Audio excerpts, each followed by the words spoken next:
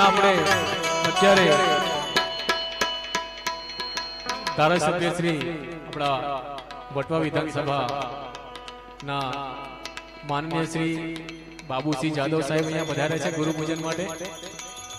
સાથે અહીંયાના કોર્પોરેટર શ્રી અમારે મૌલિકભાઈ પટેલ અને હરીશભાઈ સાથે અહીંયા પધાર્યા છે।